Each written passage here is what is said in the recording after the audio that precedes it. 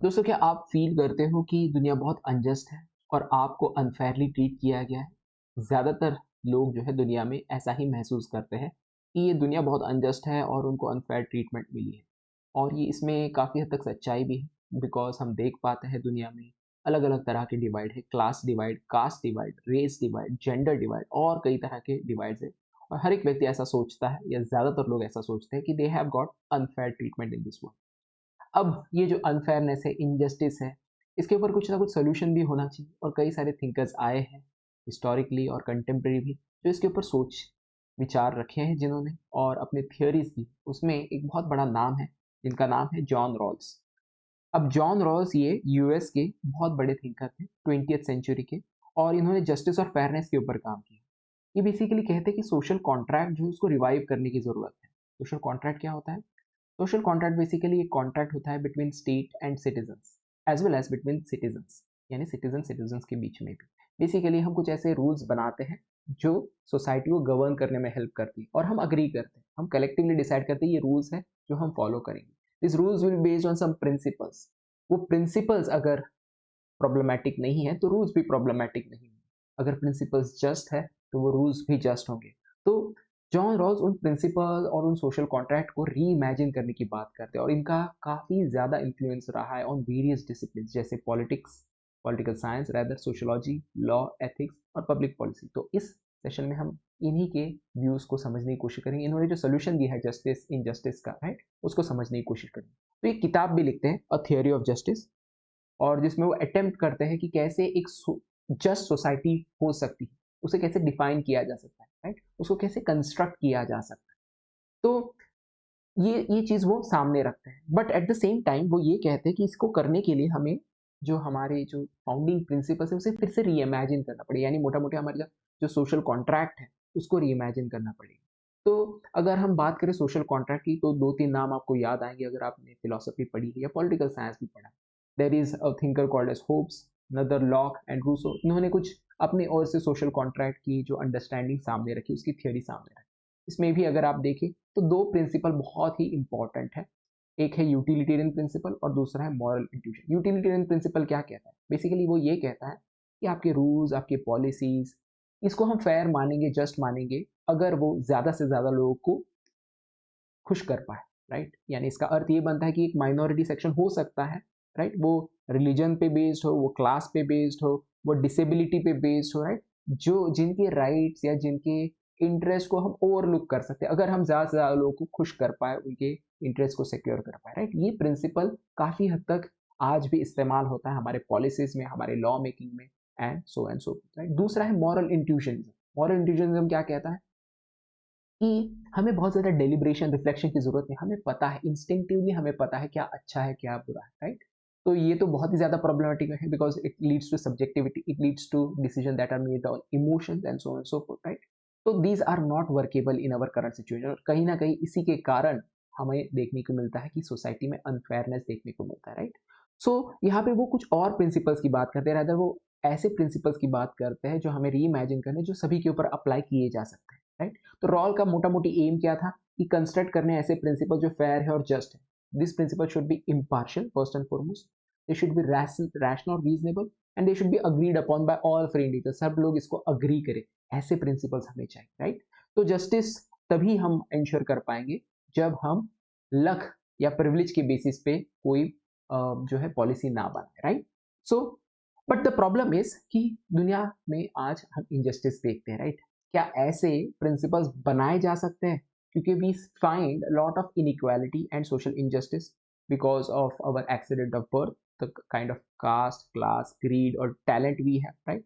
And अगर ऐसे rules बनाए हम, right, will it be acceptable to all? Because humans are self interested, right? अगर हम साथ में मिलके ऐसे रूल्स बनाने की कोशिश भी करें, right, so we have self interest, right? जो अमीर है वो अपने प्रिविलेज छोड़ना नहीं चाहता, राइट? जो गरीब है वो और चीजें चाहता है, राइट? इसके अलावा हमारी लॉयल्टीज भी है towards a caste, towards a class, towards a gender, towards a religion, right? अगर हम साथ बैठ के ऐसे फेयर इम्पार्शियल प्रिंसिपल्स बनाने की कोशिश करें, वो बनाए भी जा सकते हैं क्या? Because of our self interest, our interest toward groups, right? तो fair contract seems to be impossible. तो इसके लिए वो एक जवाब देते हैं। उनका रिस्पॉन्स क्या है? Original position. आप ओरिजिनल पोजीशन पे चले जाओ। आप उस पिछले उस कई सदियों के पहले आप चले जाओ जहाँ पे we start from scratch, right? कोई भी जो है प्रिविलेज नहीं है, कोई डिसएडवांटेज नहीं, सब लोग इक्वल है। आपको उस कंडीशन को इमेजिन करना है, तभी जाके आप इम्पार्शियल रूल्स और प्रिंसिपल्स बना सकते हैं। तो बेसिकली एक हाइपोथेटिकल मीटिंग की बात करते हैं जहाँ पे लोग रैशनल है, सेल्फ इंटरेस्टेड है, बट विदाउट प्रिविलेज। यानी जब वो रूल्स बनाएंगे, they would choose those if say no one has an advantage, right? तो क्या ये कंडीशन इमेजिन की जा सकती है? बेसिकली एक थॉट एक्सपेरिमेंट है, राइट? तो इसके लिए वो एक और सोल्यूशन देते हैं कि या एक और फॉर्मूला देते हैं जिसे व्हील ऑफ इग्नोरेंस कहा जाता है, राइट? इमेजिन करिए दुनिया के सारे लोग इकट्ठा आ गए, राइट? और वो रूल्स बनाने की बात कर रहे हैं, right? But they have their own self interest, right? They know what particular community they belong, they know what gender they belong, they know what talents they have, they know what disabilities they have. They would want to maximize benefit for themselves, right? तो इसको prevent करने के लिए original position में वो एक और idea देते हैं, that is wheel of ignorance. वो ये कहते हैं, लेट्स कंसीडर कि सभी लोग साथ में बैठे और उनके सामने एक पर्दा आ जाता है, एक व्हील आ जाता है, जिसकी वजह से वो अपने आइडेंटिटी को भूल जाते हैं कि वो क्या मेल है, क्या फीमेल है, क्या वो अमीर है, क्या वो पुअर है, क्या वो ब्लैक है, वाइट है, किसी कास्ट ग्रुप से बिलोंग करते हैं, क्या वो बहुत टैलेंटेड है या बहुत जो है हम कह सकते हैं डिसेबल है किसी तरह से। They forget everything, only they know is that they are reasonable people, that they could use reason, right? So वो रैशनल है and they desire for good life and they concern for future interest, right? इस तरह की अगर हम condition ला पाए या इस डिवाइस को हम बना पाए और अप्लाई कर पाए लोगों पे, तो ही हम जो है बायसेस को रिमूव कर पाएंगे और फेयरनेस को लीड कर पाएंगे, राइट? यानी हम फेयर सोसाइटी बना पाएंगे, राइट? सो यहाँ पे ये वर्क कैसे करता है, right? So first of all individual don't know कि अगर ये व्हील उठ गया, राइट, तो हम कहाँ पे होंगे, right? Because they are completely ignorant about it, right? So they will make rules in such a manner, say if the wheel is removed and they are placed into the poorest section, right, they would make rules while under the wheel of ignorance that would not be unfair to the poor person, right? So अगर आप disadvantaged position में भी अगर होते हो, right, तो आप ऐसे rules बनाओगे when the wheel of ignorance is on you, that will be beneficial to the least advantage also, right? So individual don't know where they will end up when the wheel is lifted. So what would be the rational choice?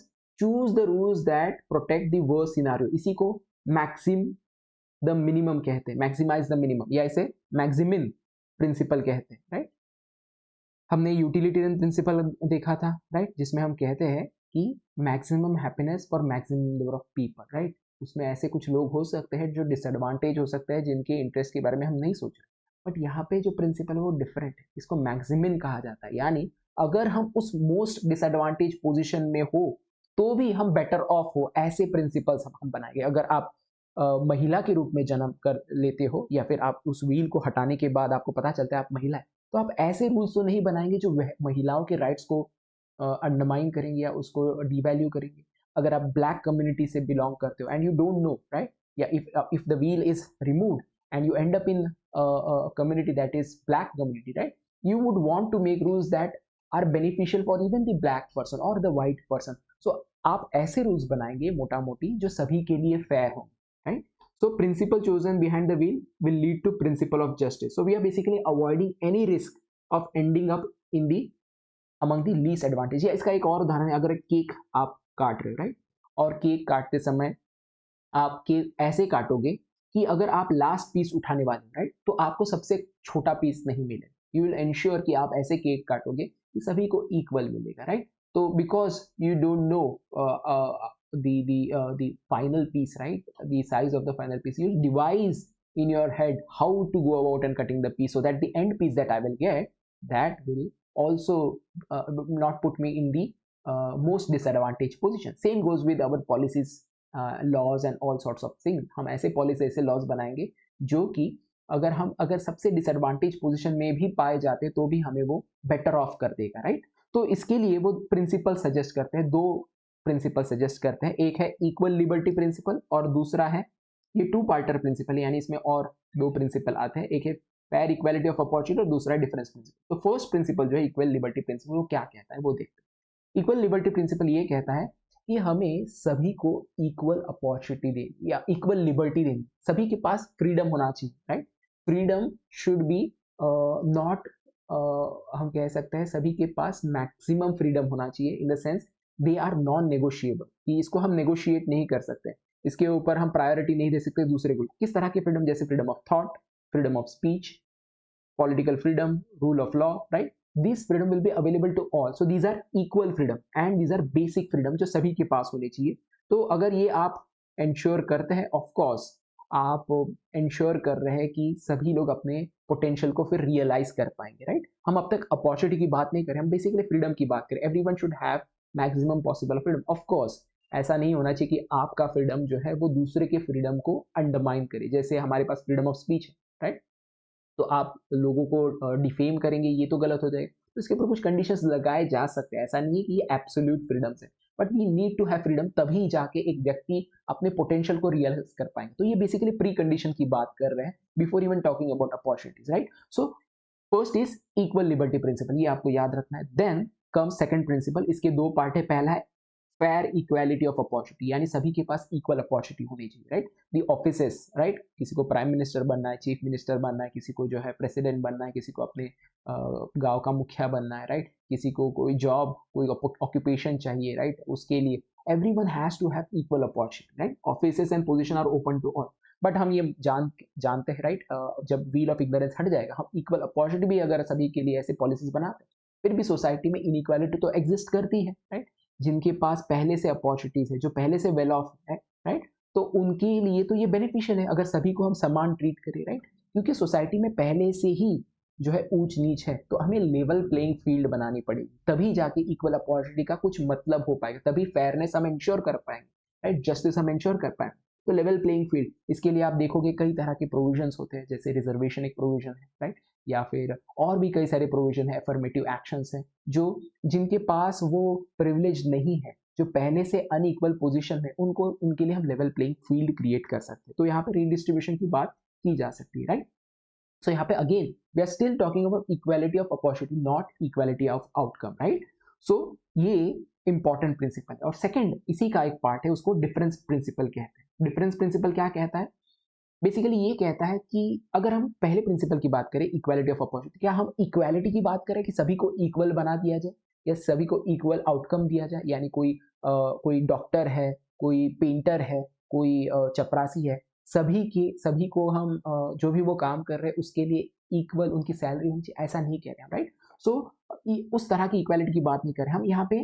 जो difference principle वो कहता है कि inequality allowed है, inequality allowed है, socio economic inequality accepted only if they benefit the least advantage. यानी अगर कोई बिजनेसमैन है, वो पैसा कमाना चाहता है, कमाए वो पैसा, राइट, बहुत ज्यादा पैसा कमाए, बट उसके ऊपर उतना ही टैक्स भी लगेगा, जो प्रोग्रेसिव टैक्सेशन है, जहाँ पे हम गरीब को कम टैक्स लगाते हैं या बिल्कुल टैक्स नहीं, और अमीर को ज्यादा टैक्स लगाते हैं और प्रोपोर्शनली ज्यादा टैक्स लगाते जाते हैं, राइट। तो आप पैसा कमाए, बट हम ऐसी पॉलिसी बनाएंगे कि आपके पैसे का कुछ फायदा लीस्ट एडवांटेज व्यक्ति को भी होगा, क्योंकि वो रीडिस्ट्रीब्यूट होगा, राइट।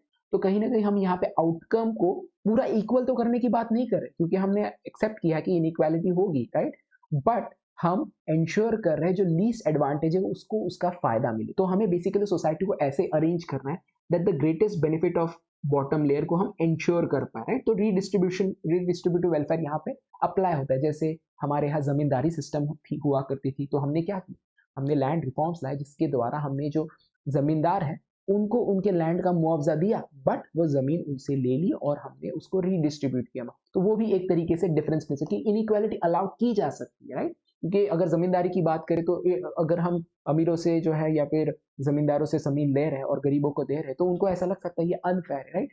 तो हम इनइक्वालिटी अलाउ करते हैं only if it is beneficial to the least advantage. ये चीज आपको याद रखनी है, और ये सारी चीजें मिलके ही प्रिंसिपल ऑफ जस्टिस बनाती है, राइट। बट इसके क्रिटिसिज्म भी है, ये बहुत आइडियलिस्टिक है और यूटोपियन है, और इसके अलावा ये अज्यूम करता है कि हर व्यक्ति रैशनल है, राइट। हर व्यक्ति रैशनल नहीं, ये लोग इमोशन के बेसिस पे डिसीजन लेते हैं, राइट। ये बहुत ही रैशनलिस्टिक अप्रोच है। इसके अलावा जो व्हील है, जो आपके आँखों पे पर्दा है जिसकी वजह से आपके आइडेंटिटीज़ आप भूल जा रहे हो, राइट? आपको पता नहीं कि आप कौन से सोशो इकोनॉमिक पोज़ीशन में खुद को पाओगे जब ये व्हील हटेगा, राइट? ये हाइपोथेटिकली रियल नहीं है, राइट? इसके अलावा जो कंसेंसस है एक प्लूरलिस्टिक सोसाइटी में जहाँ पे अलग-अलग तरह के कम्युनिटीज़ है, राइट? वहाँ पे कंसेंसस बिल्ड करना इतना आसान नहीं है और फाइनली कम्युनिटेरियन एथिक्स को जो है कम्युनिटेरियन लोग जो है इसको क्रिटिक करते हैं क्योंकि ये कल्चरल रूट्स को कि आप किसी कल्चर से बिलोंग करते हो आपकी उसके प्रति लॉयल्टी होगी, राइट? किसी सोसाइटी से किसी कम्युनिटी से बिलोंग करते हो उसकी इन लॉयल्टीज को ये कहीं ना कहीं बहुत ज़्यादा अंडर वैल्यू कर रहा है या फिर इसको बहुत ज़्यादा सिंपल मान रहा है, राइट? ऐसे क्रिटिक्स जो है इसके हमें देखने को मिलते हैं but having said that this person and his principle and philosophy have been accepted to a great extent by modern society. इसीलिए जॉन रॉल्स बहुत इंपॉर्टेंट हो जाते हैं, राइट? सो अगर आप इसी तरह यूपीएससी या स्टेट सर्विसेज या कम्पिटिटिव एग्जाम की प्रिपरेशन करना चाहते हैं तो आज की डेट में स्लीपी क्लासेस जो है सबसे कॉस्ट इफेक्टिव और सबसे रिसोर्स या रिजल्ट ओरिएंटेड कोर्सेज प्रोवाइड कर रहा है जनरल स्टडीज़ की और pre mains foundation C SAT optional की सोशोलॉजी पीएसआई स्टेट पीसीएस की आप इन्हें अवेल करें और अपने प्रिपरेशन को सॉलिड बनाएं. So that's it from today's session. Let's meet in the next session. Till then, thanks a lot.